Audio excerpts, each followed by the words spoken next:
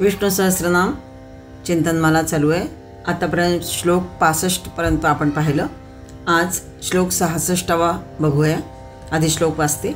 उत्तरो गोपतिर्गोप्ता ज्ञानगम्यः पुरातनः शरीरभूत भृद्भोक्ता कपेंद्रो भूरि दक्षिणः।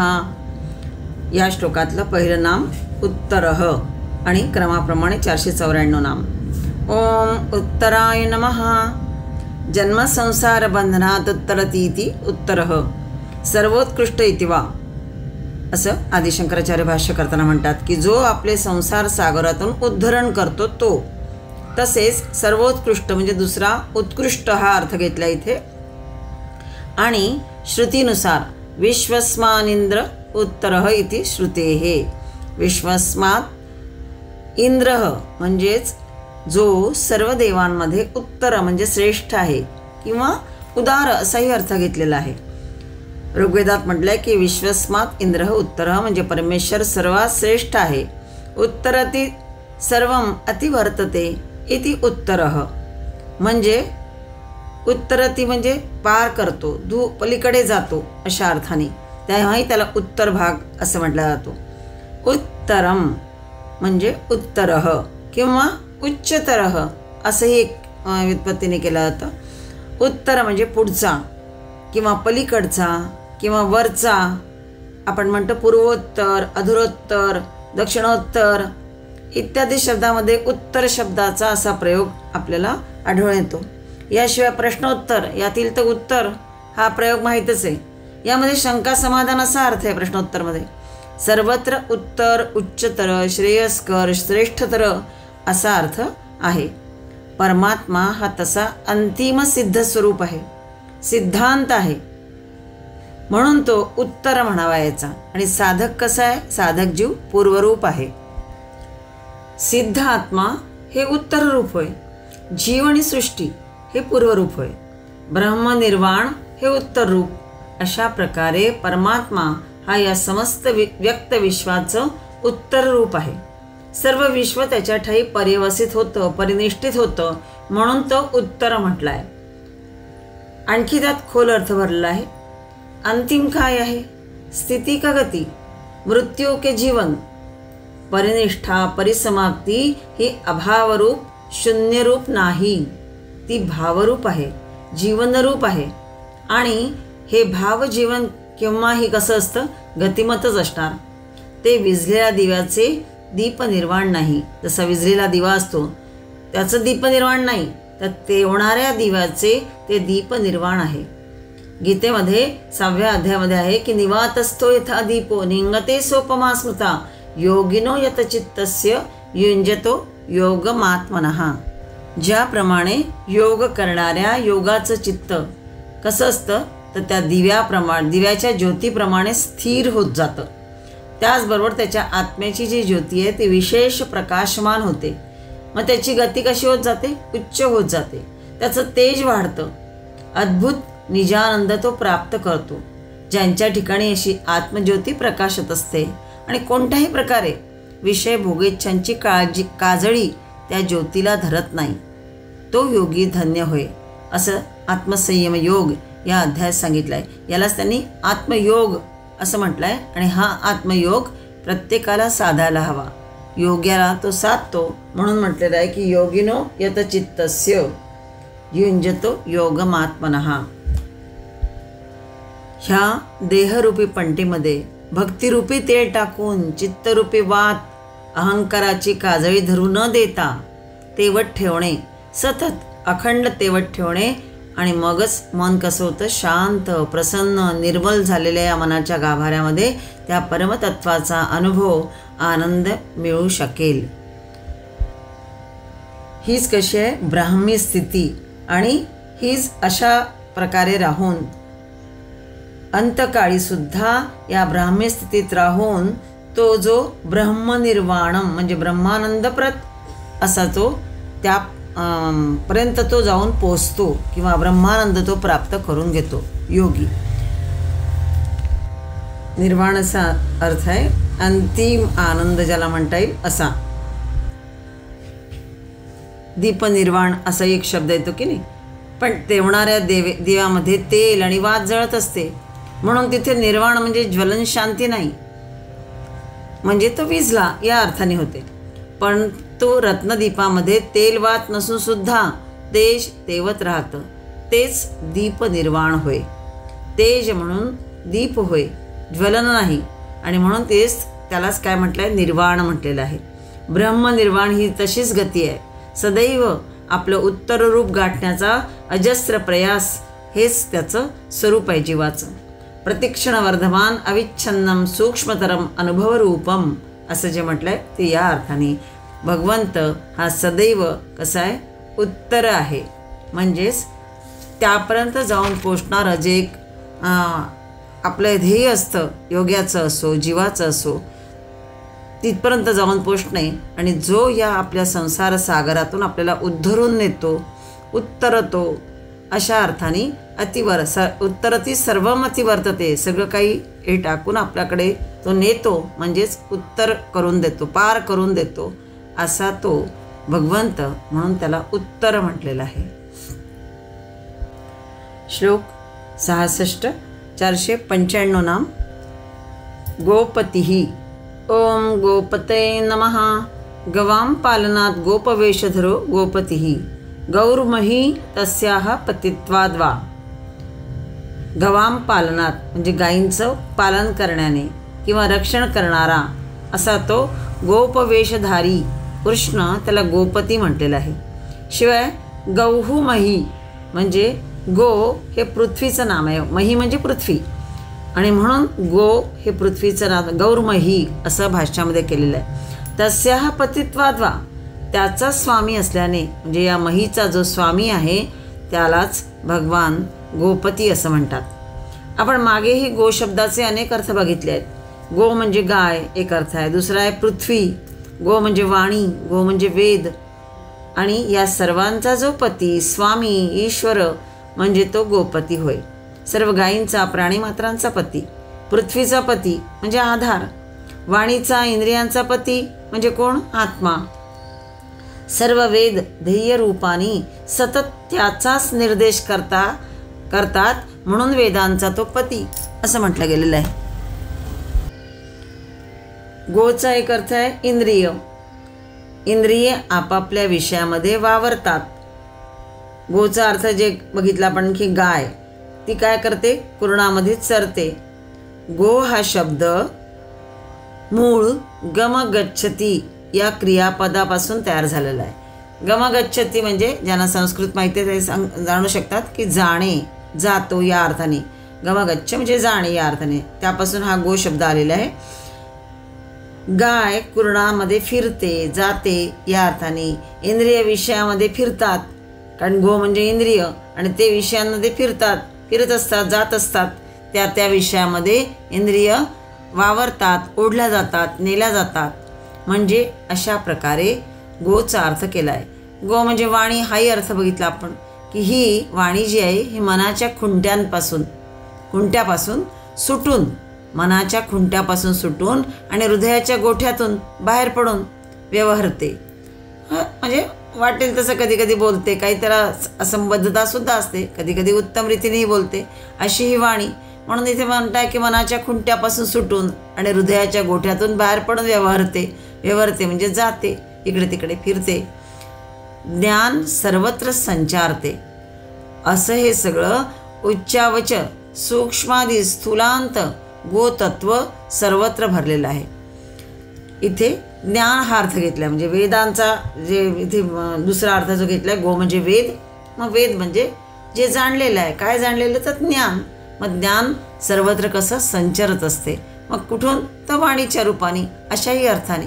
असे हे सगळं उच्चावच सूक्ष्मादी स्थूलांत गोतत्व सर्वत्र भरलं आहे. असे पाहता ते सारे व्यक्ताव्यक्त विश्वच कसं आहे, गोरूप आहे असं म्हणतात. तर त्यात काय वावगे होणार. या विश्वगोचा जो पती, तो म्हणजे स्वामी, तो गोपती.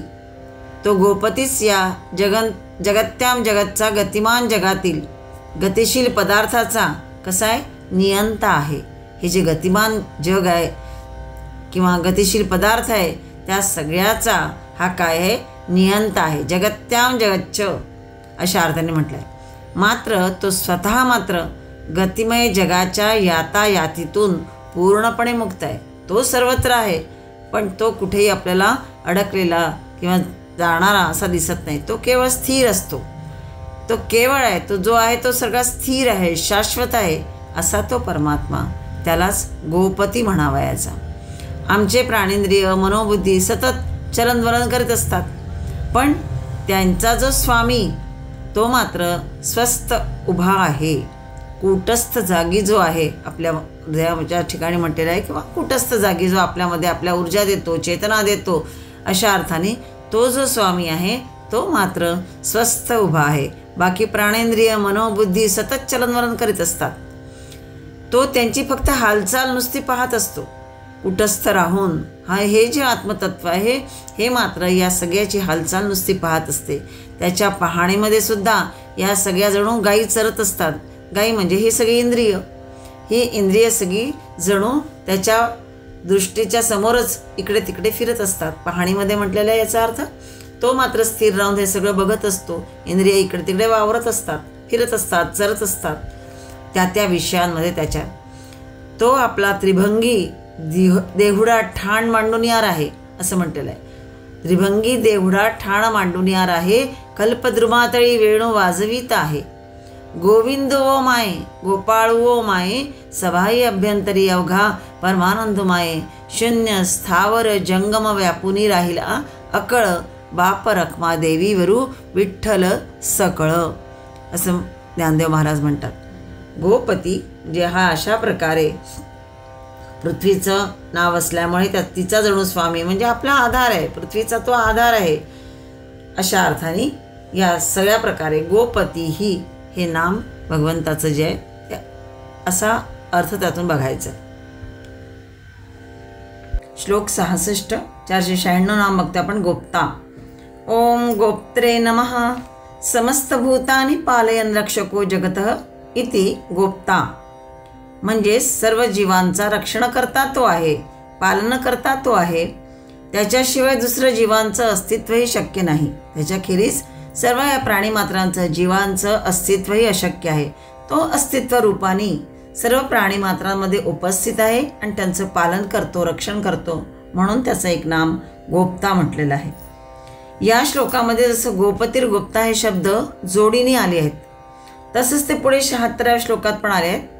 इथे थोडे व्यापक अर्थाने आले आहेत, तर तिथे विशिष्ट अर्थाने आले आहेत. ते पुढे आपण बघणारच आहे. पण 30 नावं फिरून फिरून का उच्चारली जावी हा प्रश्न आहे. पण हा प्रश्न संकुचित आहे. खरं प्रश्न म्हटला तर खरा जो प्रश्न आहे तो आहे एकाच वस्तू करता 1000 नावे तरी कशा करता उच्चारली जावी. पण ज्यावेळी मनाच्या विहिरीमध्ये रसाचा खडखडाट असतो त्यावेळी असले प्रश्न मनात उद्भवतात आणि त्या कोरड्या ठणठणीत मनाला मासे संयुक्तिकही भासतात. परंतु जे मन भक्तिरसाच्या उबाळ्याने उथंबून गेलेले असते त्या मनाला असले प्रश्न विचारण्याला आणि त्यांची उत्तरं देण्याला अवकाश तरी कुठे असतो. एकाच व्यक्तीला हाका मारायला किंवा नमस्कार करायला एक नाव पुरे आहे. ही गोष्ट आपण सामान्य लोकांच्या किंवा सामान्य व्यवहाराला बरोबर आहे. परंतु जिथे उन्मनी अवस्था उत्पन्न होते तिथे 1 2 3 की 100 की 1000 हा हिशोबच कोण ठेवणार. अनेक दिवसांच्या शुभ संस्कारांमुळे मनाचं मालिन्य दूर होतं, वासना गलित होतात आणि भगवंताच्या चरणारविंदाचे मुखारविंदाचे ध्यान स्थिरता पाहू लागते. भगवंताची कृपा होऊ लागते. त्याचीच प्रत्यक्ष मूर्ती अंतःकरणामध्ये प्रगट होऊ लागते. त्या ओजाच्या तेजाची नीलवर्ण मिश्रित सुंदर द्युती आपल्या डोळ्यांच्या पुढे आणि पाठीमागे आत बाहेर अगदी चारही बाजूला जणू व्यापली आहे असं दिसू लागतं. तनु रोमांचित होते, कंठ सद्गतीत होतो, नेत्र अश्रुपूर्ण होतात आणि मन वेडावून जातं. मग अदृष्टपूर्व असं त्याला पाहून हा आहे तरी कोण गारुडी याचा शोध डोळे घेऊ लागतात आणि मग गोंधळून गेलेल्या वाणीने अशी वेगवेगळी नावे घेत सैरावैरा ती वाणी धावू लागत असेल तर त्यात नवल ते काय. कधी कधी आपणही हा अनुभव घेतोच की आपली ही अवस्था सर्वदा राहत, पण आपली ही जी अवस्था आहे ही सर्वदा राहत नाही, क्वचित होतं असं. पण भीष्माचार्यांसारखा तेजस्वी, ओजस्वी, अत्यंत पराक्रमी पण योगी, सर्व निस्संग निर्मम झालेला उच्चारू लागला अशा प्रकारची नामावली तर खरंच वाटणार आहे. त्या दिव्य स्थितीचा परिचय शुष्क, नीरस, व्यावहारिक, प्रापंचिक अवस्थेतच मग्न राहणाऱ्या टीकाकाराला, आपल्यासारख्या टीकाकाराला काय करणार आहे. असो, गोप्ता म्हणजे रक्षक. मागे आपण धर्मगोप्ता हे नाव पण बघितलं आहे, म्हणजे धर्मरक्षक. तसाच हा कसा आहे, जगदरक्षक, विश्वरक्षक असा या गोप्ता शब्दाचा अर्थ आहे. परमात्मा विश्वाचा जनक आहे, रक्षक आहे, त्याप्रमाणे पित्याप्रमाणे तो शासकही आहे. आधीचं नाव बघितलं आपण गोपती, म्हणजेच त्याचा स्वामी, जीवाचा स्वामी अशा अर्थाने. म्हणजे तो जनकही आहे. आपण गीतेमध्ये पण बघितलं आहे की मीच सगळ्या प्राणीमात्रांना प्रकृतीच्या आधाराने सर्वांना निर्माण करतो, मीच त्यांचा पिता आहे, मीच पितामह आहे असं भगवंताने सांगितलेलंच आहे. पिताहमस्य जगतो माता धाता पितामह म्हटलेलं आहे. आणि पुन्हा सर्व योनिषु कौन्तेय मूर्तयः संभवन्ति याः तासां ब्रह्म महद्योनिः अहम बीजप्रदः पिता असाही उल्लेख आलेला आहे. म्हणजेच सर्व विश्वाचा जनक तो आहे, शिवाय गोप्ता म्हणजे रक्षकही तो आहे, पुन्हा पित्याप्रमाणे शासकही तोच आहे. आणि म्हणून इथे गोपतीर गोप्ता हे जोड नाव एकत्र आलंय. गोपती म्हणजे पृथ्वीचा, विश्वाचा स्वामी, आणि गोप्ता म्हणजे वृद्धी करून संरक्षण करणारा असा तो अर्थ आहे. संवर्धन, संगोपन आणि संरक्षण तीनही कार्य प्रतिक्षणी चालवणारे गोपती आणि गोप्ता ही परमेश्वरच आहे, परमात्माच आहे. म्हणून भगवंताचे एक नाम आधी गोपती आलंय, आता गोप्ता आलाय. गोपतीर गोप्ता हे जणू जोडून नाव आलेलं होतं, त्याला वेगवेगळं उच्चारलेलं आहे. श्लोक 66, 497 नाम बघतो आपण. ज्ञानगम्य. ओम ज्ञानगम्याय नमः. आदि शंकराचार्य भाषा करताना म्हणतात की न कर्मणा न ज्ञान कर्मभ्याम वा गम्यते किंतु ज्ञानेन गम्यते इति ज्ञानगम्य. कर्माने म्हणजे ज्ञान किंवा कर्म दोन्हींनी हा जाणला जात नाही. ज्ञान किंवा कर्म यांच्या संयुक्ताने तो जाणला जात नाही, तर केवळ आणि केवळ ज्ञानानेच जाणला जातो. ज्याची प्राप्ती सूक्ष्म ज्ञानानेच होत असते. तो कुठल्याही कर्माने मिळवता येत नाही, संतती संपत्तीनेही मिळवता येत नाही. केवळ शुद्ध ज्ञानानेच त्याची प्राप्ती होऊ शकते. परमात्मा हा चिन्मात्र असल्यामुळेच तो ज्ञानानेच गम्य होणारा आहे. या ठिकाणी ज्ञान शब्दाचा अर्थ लौकिक अर्थ म्हणजे हा विषयांचे ज्ञान असा करता कामा नये. म्हणजे हे जे ज्ञान शब्दाचा अर्थ आहे तो लौकिक अर्थाने विषयांचं ज्ञान असं करता कामा नये, तर सत्याचं ज्ञान जेव्हा बुद्धीच्याही पलीकडे जाता येतं तेव्हाच होतं. जेव्हा अविद्येच्या, अज्ञानाच्या बंधनातून मुक्तता होते तेव्हाच साधक ध्यानाने त्या सत्याचे ज्ञान करून घेतो. साक्षात अनुभवालाच या ठिकाणी ज्ञान असं म्हटलंय. स्वसंवेद्य हे जे म्हटलंय ते यासाठीच. पंचविषय कसे ते इंद्रिय गम्य आहेत, म्हणजे पाहणे, ऐकणे, रस घेणे, हे सगळे जे पंचविषय आहेत आपले ते सगळे इंद्रिय गम्य आहेत. म्हणजे श्रोत्र, कर्ण, नंतर नाक ज्याला घ्राण म्हणता येईल, जिव्हा आणि त्वक, ह्या सगळे जे आहे हे सगळे इंद्रिय गम्य पंचविषय आहेत. स्मरण हे मनोगम्य आहे, म्हणजे विषयांचं आणि स्मरणाचं इष्टानिष्टत्व, म्हणजे इष्ट काय अनिष्ट काय सगळं बुद्धिगम्य आहे. पण स्वतः तो अवगंता किंगम्य आहे, तो या कोणालाच गम्य नाही. इंद्रिय, मन, बुद्धी यांचा तो विषय नाही, तो या सगळ्यांच्या विषयी आहे. या सगळ्यांचा तो विषयी आहे, म्हणजे तो कोणाचाही विषय होत नाही. याचा अर्थ जड कोटीत पडू शकत नाही. तो चेतन आहे, आणि जो चेतन आहे तो अचेतन जड कसा असणार आहे? विषय कसा होणार? हा विषयी आहे, हा विषय होऊ शकत नाही. ज्ञाता ज्ञेय कसा होणार? ज्याने जाणलेलंच आहे तो ज्ञेय म्हणजे जाणण्यायोग्य हे कसं होणार? असं जर आहे तर मग तो कसा आहे? स्वसंवेद्य असं तरी कसं म्हणायचं? तो चेतनाचा स्वभावच आहे. जो स्वतःला जाणत नाही तो दुसऱ्या कशालाही जाणू शकत नाही.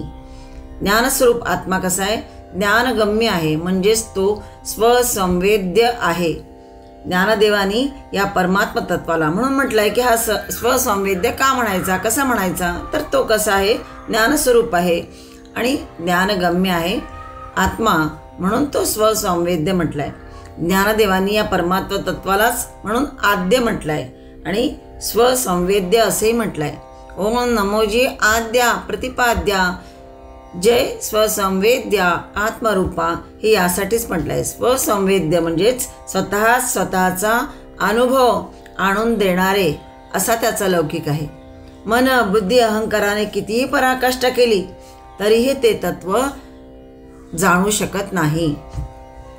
ज्ञाने ज्ञेय ज्ञानगम्यम हृदय सर्वस्य विष्ठितम असं जे गीतेत म्हणतात हे यासाठीच. ज्ञानस्वरूप असणारे हा ज्ञेय म्हणजे जाणण्यायोग्य परमात्मा, जाणण्यायोग्य जो परमात्मा आहे तो परमात्मा कशाने मिळतो, कशाने प्राप्त होऊ शकतो किंवा कशाने साक्षात्कार होऊ शकतो, त्याची लक्षणं सांगितली आहेत. 13व्या अध्यायात पण सगळी लक्षणं सांगितली आहेत. ज्ञानाची लक्षणं अमानित्व, अदंभित्व, अहिंसा, शांती म्हणजे सहनशीलता ज्याला म्हणता येईल किंवा क्षमावृत्ती, आर्जवम म्हणजे सरळपणा, शौच म्हणजे अंतर्बाह्य शुद्धी, स्थैर्य म्हणजे स्थिरता, आत्मविनिग्रह म्हणजे मन इंद्रियांचा निग्रह, या सगळ्या गुणांमुळे ही सगळी ज्ञानाची लक्षणं आहेत. इत्यादी गुणांच्या योगे हा प्राप्त करून घेण्याचाच विषय आहे. म्हणजेच परमात्मा कसा आहे अशा याने तो ज्ञानगम्य म्हणायचा. बाकी स्वसंवेद्य म्हणजे स्वतःच तो जाणून घेणे, ज्याला आत्मसाक्षात्कार होणे, साक्षात्कार होणे जेव्हा असतं तेव्हाच तो कदाचित जाणला जात असेल. बाकी आदि शंकराचार्य जे म्हणतात की हा ज्ञानानेच जाणण्यायोग्य आहे आणि म्हणून त्याला काय म्हटलंय, ज्ञानगम्य. न कर्मणा न कर्मभ्याम वा गम्यते किंतु ज्ञानेन गम्यते इति ज्ञानगम्य. श्लोक 66. 498 नाम बघतो आपण. पुरातनः. ओम पुरातनाय नमः. कालेन परिच्छिन्नत्वात् पुरापि भवतीति पुरातनः.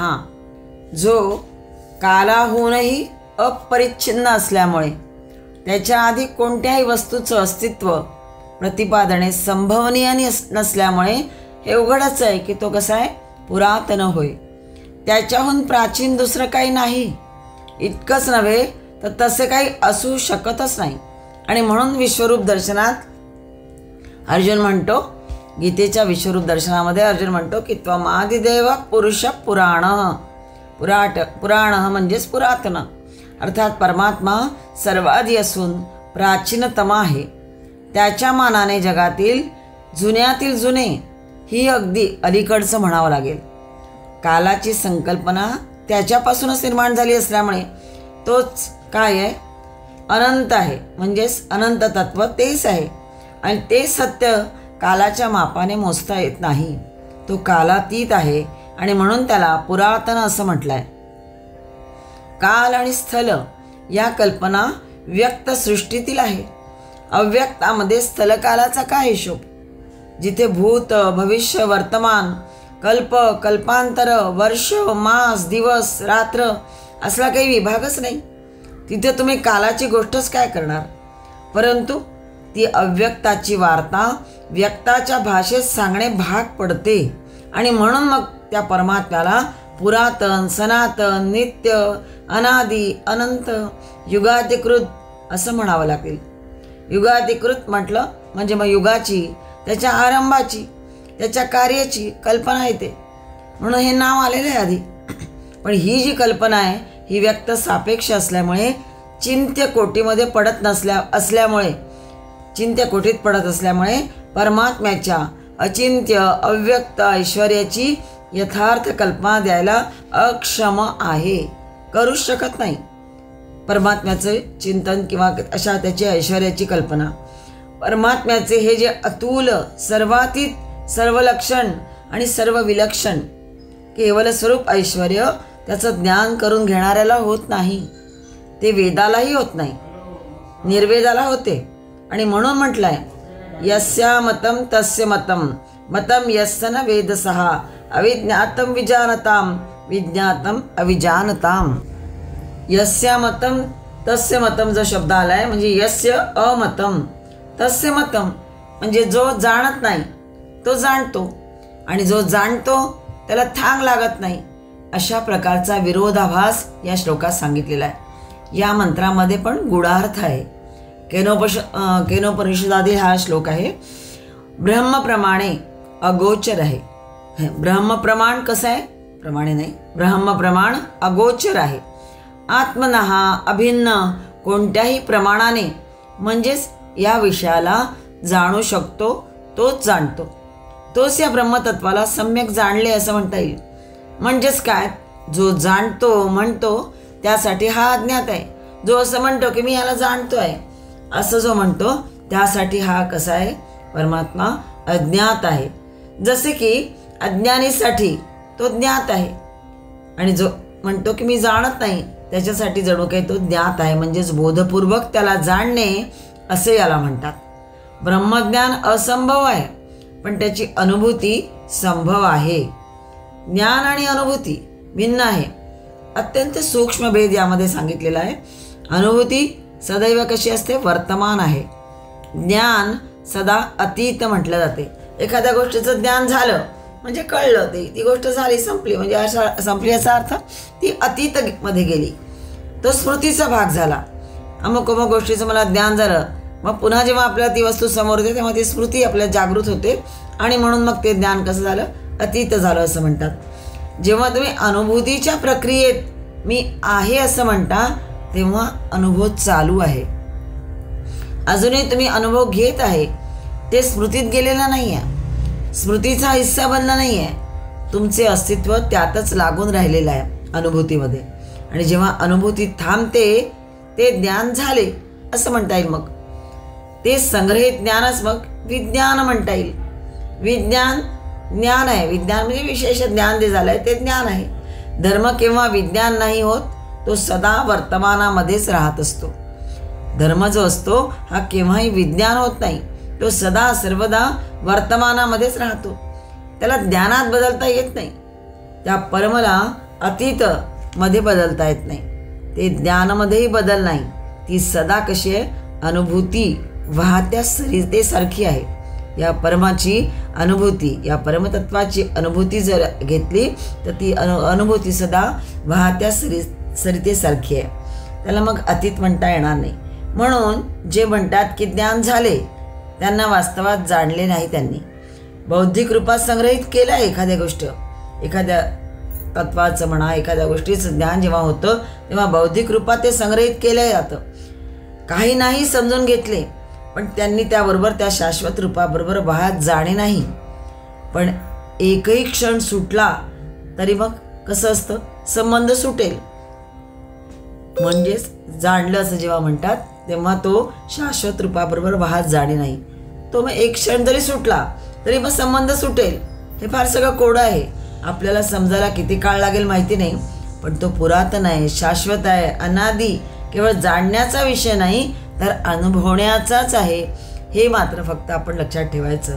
असं महापुरुष जे सांगतात त्यावर फक्त आपण दृढ विश्वास ठेवायचा. श्लोक 66 499 नामक आपण शरीरभूतभृत. ओम शरीरभूतभृते नमः. शरीरारंभक भूतानां मरणात प्राणरूपधरः शरीरभूतभृत. आदिशंकराचार्य लिहितात की शरीर रचना करणाऱ्या पंचमहाभूतांचे प्राणरूपाने पालन करतात, म्हणून परमात्म्याचे एक नाम शरीरभूतभृत असे आहे. याआधी आपण 14व्या श्लोकामध्ये भूतकृत भूतभृत भाव भूतात्मा भूतभावना असं एक 14व्या श्लोकाची खालची ओळ आपण बघितली होती. त्यामध्ये भूतकृत, भूतभृत आणि भूतभावना इत्यादी पदे आली आहेत. भूतकृत म्हणजे काय? तर रजोगुणाचा आश्रय घेऊन ब्रह्मारूपाने भूतांची रचना करतो म्हणूनही भूतकृत, आणि तमोगुणांचा स्वीकार करून भूतांची हिंसाही करतो म्हणून, म्हणजेच त्यांना आपल्यामध्ये खेचून घेतो, संहार करतो म्हणून एक भूतकृत म्हटलं आहे. आणि भूतभृत म्हणजे सत्वगुणांच्या आश्रयाने भरण पालन धारण पोषण जो करतो म्हणून त्याला भूतभृत म्हटलं आहे. पुन्हा भूतभावना शब्द आला आहे, म्हणजे भूतमात्रांची भावना करतो, म्हणजे त्यांची उत्पत्ती करतो आणि त्यांची वृद्धीही करतो. अहिंसा समता तुष्टिस्तपोदान यशो यशः भवन्ति भावाभूतानां मत्त एव पृथग्विधाः.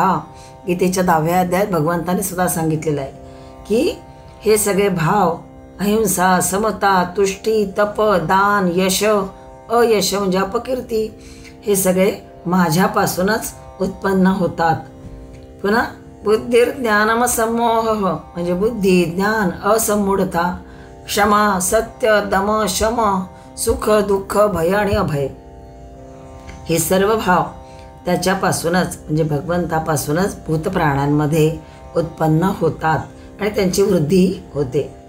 इथे शरीर भूतभृत हे पद आलंय, हे तत्ववाचक आहे. शरीर कसं आहे, हे पंचमहाभूतांपासून बनलेलं आहे. पंचमहाभूत कोणती, तर पृथ्वी आप तेज वायू आकाश या 5 महाभूतांपासून या चराचर सृष्टीच्या शरीराची रचना झालेली आहे. कोणते स्थूल शरीर घ्या, या तत्वांचं बनलेलं आहे.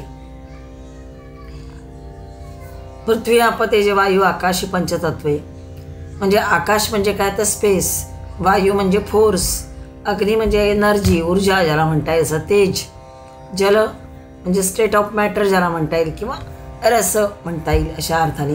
ज्या वाहनाची जी एकी असते, ओघ असतो, स्रोत असतो, तो सगळा नेणारं म्हणजे जलतत्व आहे सगळीकडे. आणि एक पृथ्वी तत्व आहे जे आधार आहे सगळ्याचा किंवा त्यापासून काही मॅटर मिळतं, त्या अर्थाने सामुग्री मिळते. म्हणूनही हे सगळी पंचमहाभूत आहे. या सृष्टीचा प्रत्येक पदार्थ त्याने बनलेला आहे या पंचमहाभूतांपासून. आता शरीर कसं बनलं आहे पंचमहाभूतांपासून, तर पृथ्वी म्हणजे काय, पृथ्वी म्हणजे आमचं शरीर त्यापासून बनलेलं आहे म्हणजे माती या अर्थाने किंवा जे काय लागणारं असतं ते सगळं शरीर धातू वगैरे ज्या सगळ्या गोष्टी या सगळ्या शरीर बनवण्यासाठी आणि पुन्हा ते निरोगी ठेवण्यासाठी सुद्धा हे सगळं लागतं.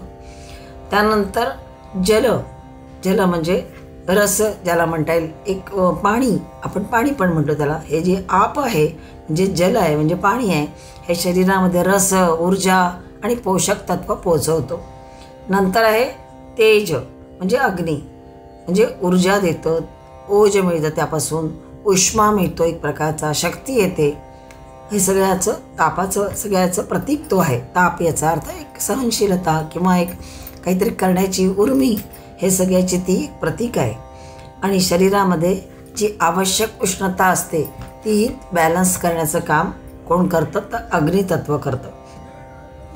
आणि नंतर म्हटलं आहे वायुतत्व आहे. पृथ्वी आप तेज वायू, वायू हे या तत्वाने आपण श्वासोश्वास घेतो म्हणजे जीवन चालतं. आणि आकाश तत्व आहे.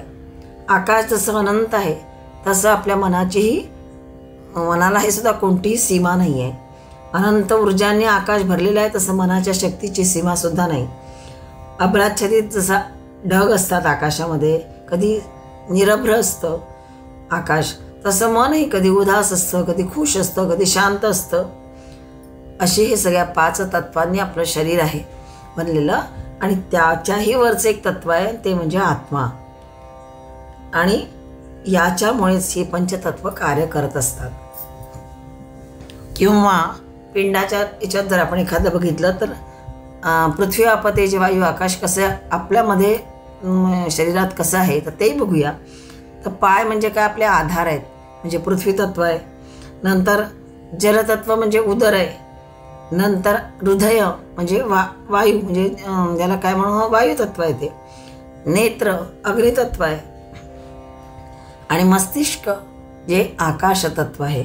अशा प्रकारे आणि हे सगळं सजीव बनायला काय म्हणतात, आत्मा हवा, ज्याला वैदिक भाषेमध्ये पुरुष म्हणतात. आणि सांख्यशास्त्रानुसार प्रकृती या पंचमहाभूतांपासून बनली आहे असं मानलं जातं. हे सर्व त्या परमतत्वापासूनच होय. आणि पंचमहाभूतांनीच मग मानवी शरीराची रचना झाली आहे. आणि म्हणून पंचमहाभूतांचाही त्रिगुणात्मक प्रतिरूपाने भरता कोण आहे, तर तो परमात्माच होय. आणि म्हणून त्याला काय म्हटलं आहे, शरीर भूतभृत म्हटलं आहे. जसं जगामध्ये नानाविध आवास म्हणजे घरे आपण पाहतो, कोणती कोणती, तर पर्णकुटी आहे, मातीची घरं आहे, काही सिमेंटची घरं आहे, काही चुना विटांनी बनलेली असतात, काही हवेल्या आहेत खूप अशा, किंवा अयोवज्रचूर्ण निर्मित अशी काही भवनं असतात. या सर्वांचं उपादान काय आहे? उपादान म्हणजे भौतिक कारण, किंवा ज्याला आपण सामुग्री म्हणू असाही अर्थ घेतात. तर पर्णकुटी कशाने बनते? तर तृण म्हणजे गवत, वाळलेल्या गवतानी. काही घरं कशी आहेत? लाकडी घरं असतात, म्हणजे दारू वापरून, दारू म्हणजे वृक्ष तोड करून त्याचे जे हे निघतात त्यापासून बनतात. नंतर काही घरं मातीची आहेत, म्हणजे मृद म्हटलेलं आहे. मृद म्हणजे माती. काही घरं धातू इत्यादी त्यासाठी लागतं मग, आणि त्याचा उपयोग होतो. काही सिमेंट, विटा या सगळ्याचं हे करून चूर्ण करून मग त्याच्यातून ते निर्मिती होत राहते. अशा प्रकारे ही सगळी जे आवास आपण बघतो हे नानाविध आवास या सगळ्यापासून बनलेलं आहे. आणि भूमी जी आहे, यासाठी लागणारी जी भूमी आहे तिला भवनभूतभृत म्हणायचं. कारण का? तर भूमी या भवनांचा आधार आहे. या भूमीवरच ती भवनं उभी राहतात, म्हणजे आधार आहे. शिवाय त्यांना जी सामुग्री लागते ही सगळी माती आहे, पर्णकुटी आहे, काही तयार करणारं आहे, सिमेंट, चुना, अमकं हेही सगळं कोण देतं? तर भूमी देते. आणि म्हणून भूमी कशी आहे? भवनभूतभृत म्हणायचं. तसा परमात्मा पंचमहाभूतांच्या योगे भूतांची शरीरधारणा करून भृत म्हणजे प्राणरूपाने त्यांना जीवन देणारा होय, भरणपोषण करणारा होय. सर्व जे जे काही व्यक्त आहे ते कोणापासून होतं? तर अव्यक्तापासून निर्माण झालेलं आहे. अव्यक्त जो आहे तो परमात्मा, ते परमतत्व याचा अर्थ. आणि व्यक्तिमात्राचा मूलाधार हे सुद्धा तेच अव्यक्त आहे. अव्यक्त प्रभव जे त्रिगुण आहेत, अव्यक्तापासून जे उत्पन्न झाले आहेत त्रिगुण सत्व रजतम, तेही त्याच्याचपासून निर्माण झालेले आहेत. आणि त्या अव्यक्ताच्या रूपाने तो जो अक्षर परमात्मा आहे त्याला त्या इथे शरीरभूतभृत असं म्हटलं आहे. गीतेमध्ये हेही सांगितलेलं आहे की ये चैव सात्विका भावा राजसास्तामसाश्चये मत्त एवेति तान विद्धी नत्वहं तेषु ते मयी. गीतेचा 7वा अध्याय 12व्या श्लोकात म्हटलेला आहे की सात्विकाहा भावाहा म्हणजे सत्वगुणांपासून जे उत्पन्न होणारे भाव आहेत ते, राजसाहा ये राजसगुणांपासून उत्पन्न होणारे ते सगळे, आणि तामसाहा तमोगुणापासून निर्माण होणारे सगळे भाव मत्तः एव माझ्यापासूनच होणारे आहेत इति विद्धी असं तू जाण. परंतु वास्तविक पाहता तेषु अहम त्याच्यात मी आहे, परंतु ते मयी न ते माझ्यामध्ये नाही आहेत. अशा प्रकारे पण करणारा, उत्पन्न करणारा हे सगळे भाव असो किंवा काही, ते सगळं परमतत्वापासूनच निर्माण होतं. आणि म्हणून याला पंचतत्वापासून जे शरीर होतं म्हणूनही याला म्हटलेलं आहे शरीरभूत आणि भृत असा जे नाम दिलं ते त्यासाठी, म्हणजे तयारी या पंचमहाभूतांपासून शरीरही तयार करणारा आणि त्यांचं भरणपोषण करणाराही सुद्धा तोच होय. आणि म्हणून शरीरारंभक भूताना भरणात प्राणरूपधरा शरीरभूतभृत म्हटलं आहे. हे सगळं करून पुन्हा अंशरूपाने जेव्हा प्रत्येक आत्मारूपाने जो आत्मा या शरीरामध्ये येतो आणि मग शरीर सगळं चालतं, तोही सगळा तोच आहे. अशा अर्थाने एक परमात्म्याचं नाम शरीर भूतभृत हे जे आलेलं आहे ते या अर्थाने बघायचं. श्लोक 66च बघतो आपण. आणि आता 500वं नाम बघतो आपण, भोक्ता. ओम भोक्त्रे नमः. पालकत्वात भोक्ता, परमानंद संद संभोगात वा भोक्ता. पालन करणारे म्हणूनही भोक्ता नाम, दिलेलं सर्व ग्रहण करतात ते म्हणूनही भोक्ता, किंवा परमानंद संदो संभोगात म्हणजे निरतिशय आनंद साठ्याचा संभोग करणारेही तेच होय भोक्ता. म्हणून परमात्म्याचं एक नाम इथे भोक्ता घेतलंय, उपभोग घेणारा. विश्वातील यच्चया पदार्थांचा तो भोग घेतो आणि पालन करणाराही तोच आहे. शिवाय निरतिशय आनंदात राहणाराही तोच आहे. म्हणजे आनंद निधान ज्याला म्हणता येईल असा कोण आहे? तोच परमात्मा होय. सदैव आपण बघतोच की चित्रात मूर्तीत त्याच्या निस्सीम आनंदाची झलक चित्रकार मूर्तिकार रेखाटतात. आपण तर त्याचं दर्शन घेतलेलं नाही आहे, पण आपण कुठे बघतो नेहमी त्याला? चित्रात मूर्तीमध्ये. कारण परमात्म्याचा जो श्रीकृष्ण अवतार आहे किंवा रामावतार, जे काही त्याचे अवतार होऊन गेले, दशावतार आपण बघितलेले आहे, त्यातले काही अवतार खरोखरच कसे विलोभनीय आहेत असे. आणि त्यातला श्रीकृष्ण अवतार तर एक विलोभनीय व्यक्तिमत्वच होय. त्या कृष्णमूर्तीच्या नेत्रातील हास्य आहे, कपोलावरील हास्य आहे, ओठावरील हास्य बनवून असं वाटतं की जणू काही ही कृष्णमूर्ती सर्वांग हसतच आहे. जीवनात आलेला संघर्ष त्याने हसतमुखाने झेलला.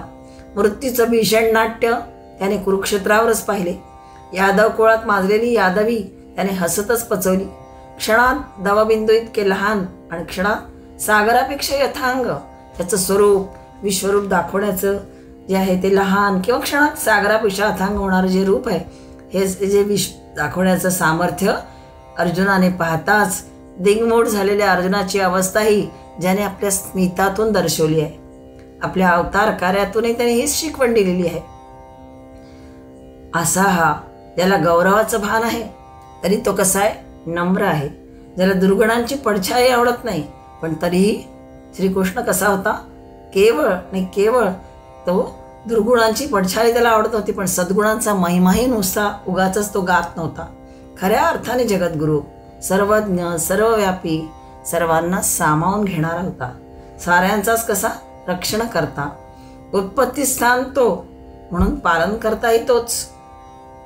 आणि मीच असं त्याने प्रत्येक वारंवार वेळा सांगितलेच आहे. असे अनेक अवतार कार्यात त्याने दाखवून दिलंय. आपलं कार्य वेळ येताच पुन्हा आवरून घेणारा आणि म्हणून परमानंद देणारा, आनंद निधान, त्याचे चिंतनाने स्मरणाने चित्तवृत्ती उल्लसित व्हाव्या असं ते परमतत्व. वेदांताच्या मते निर्गुण हे परब्रह्म करताही नाही आणि भोगताही नाही असं वेदांताच्या भाषेत म्हटलं जातं. तरीही त्याला इथे भोगता म्हटलेलं आहे.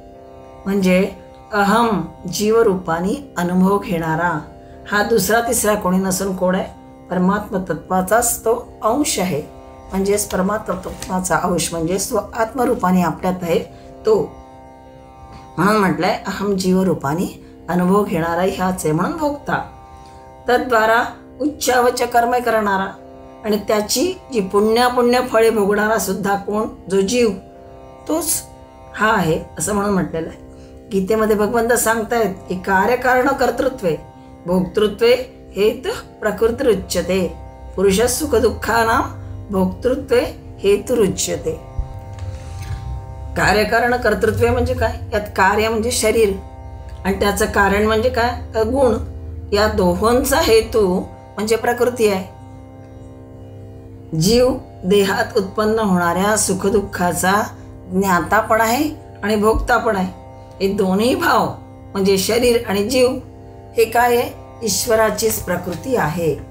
गीतेच्या 7व्या अध्यायात आपण बघितलंय की भूमिरापो नलो वायुः मनो बुद्धिरेवच अहंकार इति यमे भिन्ना प्रकृतिरष्टधा अपरेमितस्वन्या प्रकृती विद्यमे पराम.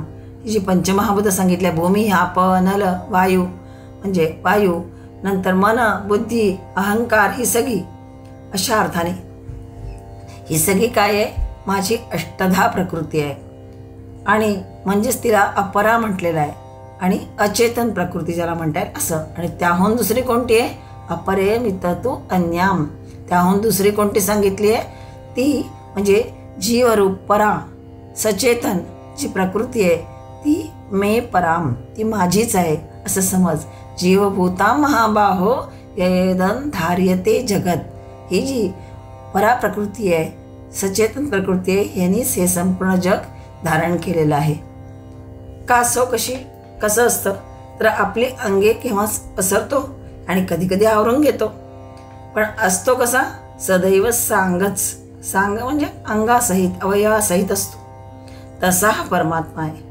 आपली विविध प्रकृती पसरू लागतो कल्पारंभी आणि कल्पांती ती आवरून घेतो, पण ती जी प्रकृती असते सदैव त्याचीच अंगभूत आहे आणि म्हणून तिला प्रकृती म्हणायचं. कोणताही प्राणी घेतला तर त्याच्या ठाई कसं आहे, भोगायतन शरीर आणि भोगता जीव असे विभाग आढळून येतात. कुठलाही प्राणी घ्या, त्यांच्या ठाई भोगायतन शरीर आहे आणि भोगता जीव आहे. या दोहोमध्ये भोगायतन शरीर म्हणजे जड प्रकृती असून भोक्तृत्व जे आहे ते चेतन धर्म आहे. कारण जडाला ज्ञान होऊ शकत नाही. पण हे जे सुख आहे, दुःखात्मक ज्ञान किंवा सुख असणारं, हे सगळं कसं आहे, ज्ञान भ्रांत आहे. आणि म्हणून या जीवाला जीव म्हणायचं. नाहीतर तो सुद्धा कसा आहे, शुद्ध चेतनच आहे, कारण त्या परमात्म्याचाच अंश आहे तो.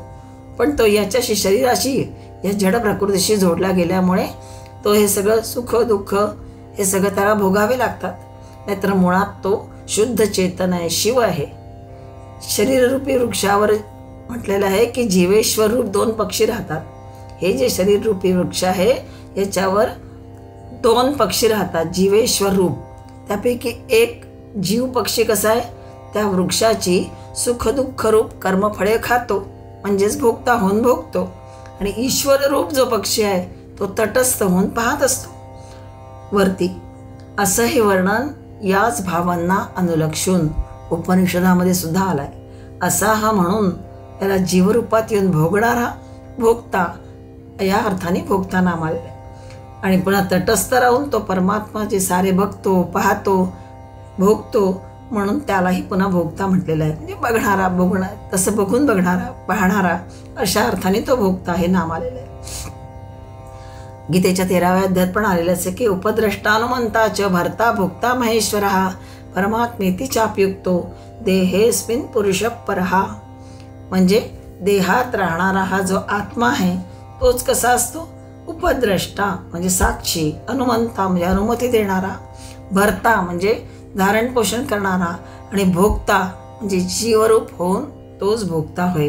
शिवाय महेश्वर ब्रह्मदेव इत्यादीचा तो स्वामी आहे, म्हणून महाईश्वर. पुन्हा शुद्ध सच्चिदानंद घन तोच परह म्हणजे तोच कोण आहे, तोच परमात्मा होय. त्याचं एक नाम इथे भोक्ता घेतलेलं आहे. अशा प्रकारे भोक्ता इति नाम पंचमं शतम विवृतम. भोक्ता या नामापर्यंत सांगून 5मं शतक हे विवरण पूर्ण झालेलं आहे. पुढे आता 501 पासून 6वं शतक सुरू होत आहे, ते आपण पुढे बघणार आहोत. नमस्कार. विष्णू सहस्रनाम चिंतनमाला आपण बघतोय. 65 श्लोकापर्यंत आपले एकेका नामाचं विवेचन करून झालेलं आहे. 66वं नाम आपलं चालू आहे, पण 500 नामं झाली होती, त्यामुळे आपण थोडी विश्रांती घेतली होती. एकदा पुन्हा तो श्लोक वाचते. उत्तरो गोपतिर्गोप्ता ज्ञानगम्य पुरातनः शरीरभूत भृद्भोक्ता कपींद्रो भूरी दक्षिणः. खालच्या ओळीतलं शरीरभूत भृद्भोक्ता इथपर्यंत आपण बघितलेलं नाम. आता 501 नाम आपण बघतोय. या श्लोकातले राहिलेले 2 नामं ती आधी बघून घेऊ आपण. कपींद्रो म्हणजे कपींद्रः. ओम कपींद्राय नमः. कपिश्चाविंद्रश्चेति कपिर्वराहः. किंवा आदि शंकराचार्यांनी भाष्य करताना म्हटलंय की वाराहं वपुरा स्थितः कपींद्रः कपीनां वानराणाम इंद्रः कपींद्रः राघवो वा. कपी वराहालाही म्हणतात. जो कपी आणि इंद्र पण आहे ते वराह रूपधारी भगवान कपींद्र या नामाने प्रसिद्ध आहे. अथवा वानराणाम इंद्र म्हणजे कपींचे म्हणजेच वानरांचे स्वामी म्हणजे इंद्र श्री रघुनाथच कपींद्र होय. इंद्र इथे स्वामी या अर्थाने वापरला आहे. वानराणाम इंद्र म्हणजे वानरांचा स्वामी इंद्र म्हणजे कोण, तर श्री रघुनाथ कपींद्र, असं दोन्ही अर्थाने घेतलं आहे. एरवी आपल्याला कपीचा अर्थ वानर असं माहिती आहे, पण इथे कपी या शब्दाचा अर्थ घेतलाय वराह. कपी हा शब्द सहस्रनामामध्ये 3दा आला आहे. वृषा कपिही हे वृषाबरोबर कपिही नाम येऊन गेलं आहे. श्लोक 11वा. कपींद्र या श्लोकातलं आणि कपिही 96व्या श्लोकात पण येणार आहे पुढे. वृषा कपी पदाची व्याख्या महाभारतामध्ये कपिर वराह श्रेष्ठश्च धर्मश्च वृषः उच्यते तस्मात् वृषा कपिं प्राह काश्यपो मां प्रजापती. असं महाभारताच्या शांती पर्वामध्ये या पदाची व्याख्या केलेली आहे वृषा कपीची. ही आर्ष निरुक्ती आहे. आर्षवचन हे प्राचीनतम परंपरेवर आधारलेलं असतं, त्यामुळे ते चिंत्य आहे. त्यानुसार वृषा कपी म्हणजेच कोण, तर यज्ञ सुकर असा अर्थ तिथे घेतलेला आहे. प्राचीन वैदिक धर्म म्हणजे यज्ञ होय. आणि सुकराने ही जी वृजिन अर्णवमग्न अशी मही रदाग्राने उचलली अशी प्रसिद्ध कथा पण आहे. दोहोंच्या संयोगातून असा भाव निघतो की जगाचा उद्धार यज्ञानीच व्हावयाचा आहे. यज्ञाधारच ते आहे सगळं. आणि गीतेमध्ये हा विचार स्पष्टपणे आलाही आहे की यज्ञार्थात कर्मणोन्यत्र लोकोयं कर्मबंधनः तस्मात् सर्वगतं ब्रह्म नित्य यज्ञे प्रतिष्ठितम. गीतेच्या 3ऱ्या अध्यायातील 9व्या श्लोकामध्ये अर्जुनाला कर्माचं महत्त्व समजून देत असताना नियतं कुरु कर्मत्वम म्हणजे शास्त्रविहित जे कर्तव्य कर्म आहे ते तू कर. कर्म न करण्यापेक्षा कर्म करणं श्रेष्ठ आहे हेही सांगितलं. आणि पुढे सांगितलं आहे की यज्ञार्थात कर्मणः अन्यत्र लोकः यम कर्मबंधनः. यज्ञानिमित्त केल्या जाणाऱ्या कर्माशिवाय दुसऱ्या कर्मात गुंतलेला मनुष्य समुदाय कर्मबंधनांनी बांधला जातो. आणि म्हणून अर्जुना तू आसक्ती सोडून यज्ञासाठी म्हणून उत्तम प्रकारे कर्तव्य कर्म कर. यज्ञ म्हणजे समर्पण भावनेने हा तिथे अर्थ घेतलेला आहे. आणि मग पुढे म्हटलेलं आहे की सर्वव्यापी परम अक्षर परमात्मा नेहमी यज्ञामध्येच प्रतिष्ठित असतो. तस्मात् सर्वगतं ब्रह्म नित्य यज्ञे प्रतिष्ठितम. त्याआधी वेगवेगळी शृंखला सांगितलेली आहे की अन्नात भगवंती भूतानी. सर्व प्राणी अन्नापासून उत्पन्न होतात. पर्जन्यात अन्न संभव. अन्न निर्मिती पावसापासून होते. यज्ञात भवती पर्जन्य. पाऊस हा यज्ञामुळे पडतो. आणि यज्ञ कर्म समुद्भव. यज्ञ विहित कर्मामुळे घडतो. पुढे म्हटलंय कर्म ब्रह्मोद्भवम विद्धी. कर्म समुदाय हा वेदांपासून आणि वेद अविनाशी परमात्म्यापासून उत्पन्न झाले आहे. ब्रह्माक्षर समुद्भवम म्हटलेलं आहे. म्हणून हे सिद्ध होतं की सर्वव्यापी परमाक्षर परमात्मा हा नेहमी नित्य यज्ञे प्रतिष्ठितम यज्ञामध्येच प्रतिष्ठित असतो. हे सगळं वृषाकृपी या नामाबद्दल सांगितलेलं होतं. आणि कपेंद्र पद ही तदर्थकच आहे, त्याच अर्थाने इथे आहे. कारण पुढे 502 हे नाम जे येणार आहे ते भूरी दक्षिण हे नाम जर बघितलं तर मग कपेंद्र पद हे कसं यज्ञवाचक मानणं शक्य आहे. दोन्ही पदे जोडून जर वाचलं तर जो भूरी दक्षिण म्हणजे कपेंद्र म्हणजेच महावराह होय, महायज्ञ होय, महाश्रेष्ठ होय असाही अर्थ निघतो. आणि म्हणून सुरुवातीला जे आदि शंकराचार्यांनी म्हटलं आहे की कपिश्चा सावेंद्रश्चेती कपिर्वराह या अर्थाने. आता कपी म्हणजे वानर असा अर्थ घेतला तर मग कपेंद्र म्हणजे कोण तर वानरांचा स्वामी मग श्रीराम असाही अर्थ करता येतो. पण तो गौण आहे. विष्णू सहस्रनामामध्ये पौराणिक चिंतन नसून तात्विक अर्थ सांगितलेला आहे. सहस्रामध्ये राम नाम आलेलं आहे पण राम म्हणजे दशरथनंदन राम या अर्थाने आलेलं नाही तर आत्मा राम या अर्थाने आलेलं आहे. कृष्ण पण आहे पण राधा कृष्ण नाही तर देवकी नंदन आहे, अदिती नंदन आहे. तो कंसहंता नाही आहे पण मधुसूदन आहे. पुढे आपल्याला विष्णू सहस्रनामामध्येच चाणूरांध्र निषूदन हे पण नाम येणार आहे. हे चाणूर नामक आंध्र जातीच्या वीराला ज्याने मारले तो चाणूरांध्र निषूदन म्हणजे मारले या अर्थाने असाही उल्लेख येणार आहे. तसा हा इथे कपिंद्र म्हणजे यज्ञेश्वर होय. यज्ञाचा जो ईश्वर नेहमी यज्ञामध्ये परमात्मा अक्षर ब्रह्म जे आहे ते नित्य प्रतिष्ठित असतं जे म्हटलं आहे ते या अर्थाने की कपिंद्र म्हणजे यज्ञेश्वर होय. पुढे 96व्या श्लोकात पण आपल्याला कपिलः येणार आहे किंवा कपिरव्यय या वचनातसुद्धा अव्यय म्हणजेच अव्यय धर्म असाच आशय कपीचा घेतलेला आहे. कपींमध्ये म्हणजे वानरांमध्ये लाल तोंडाचे असतात, काही काळा तोंडाचे असतात, असे 2 प्रकार आपल्याला वानरांमध्ये आढळतात. अग्नी हा तसा आहे. तो पेटतो तेव्हा तो कसा असतो लाल तोंड्या असतो. यज्ञातल्या अग्नीबद्दल चाललं आहे हे सगळं. यज्ञातला अग्नी कसा असतो तो पेटतो तेव्हा तो लाल तोंड्या असतो. एरवी तो काळा तोंड्या असतो. म्हणजे जेव्हा विझलेला असतो तेव्हा त्याचा रंग वेगळा असतो.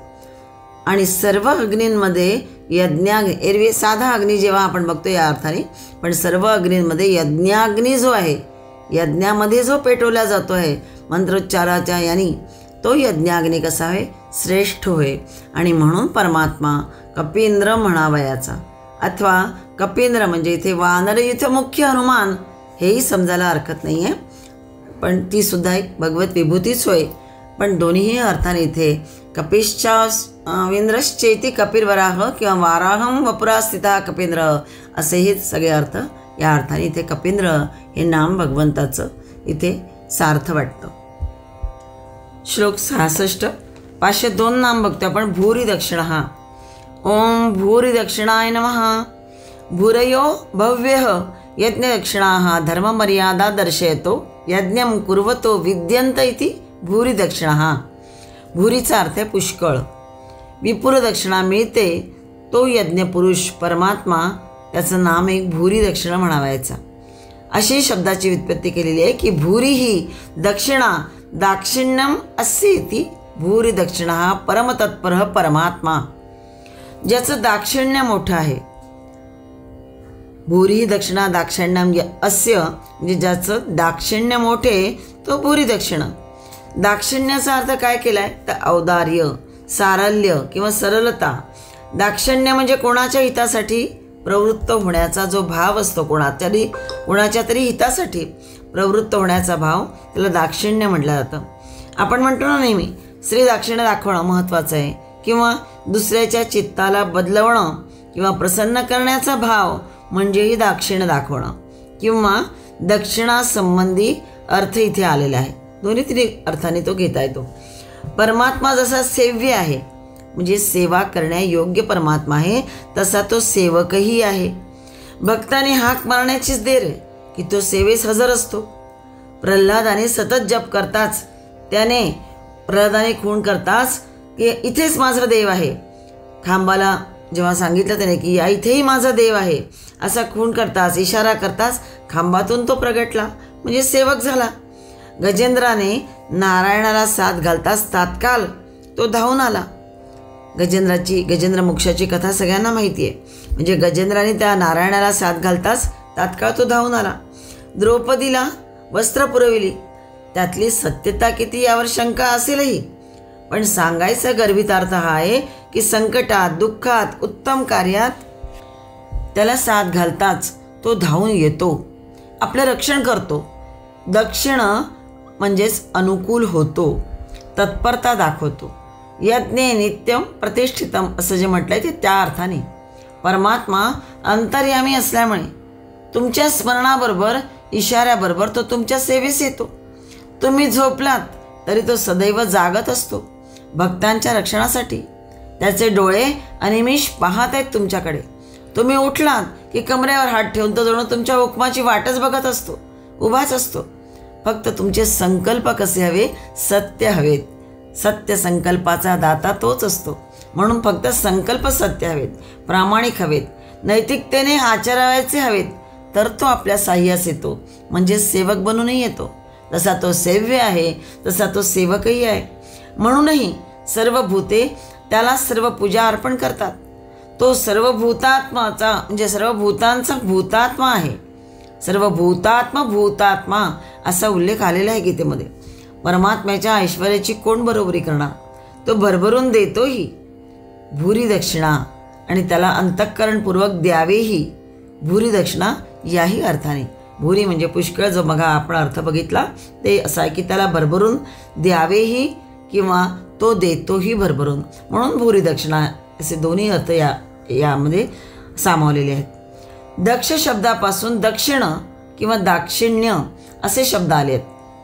असा तो भूरी म्हणजे पुष्कळ आणि दक्षिण म्हणजे देणारा, घेणारा, प्रसन्न होणारा, अनुकूल असणारा, आपलं हित करून देणारा आणि तुमच्याकडून भरपूर उत्तम संकल्पांची दक्षिणा घेणारा असा तो आहे. यज्ञ पुरुष होय. जसा डॉक्टर ज्याची फी मोठी तेवढा तो डॉक्टर मोठा समजतो आपण, तसा परमात्मा भूरी दक्षिणा घेणारा आणि भूरी दक्षिणा म्हणजे भूरी दक्षिणा देणारा दोन्ही अर्थाने होय. म्हणून एक त्याचे नाम भूरी दक्षिणा होय. इथे 66वा श्लोक आपला पूर्ण होतोय. पुढचा श्लोक 67 आपण पुढे बघूया.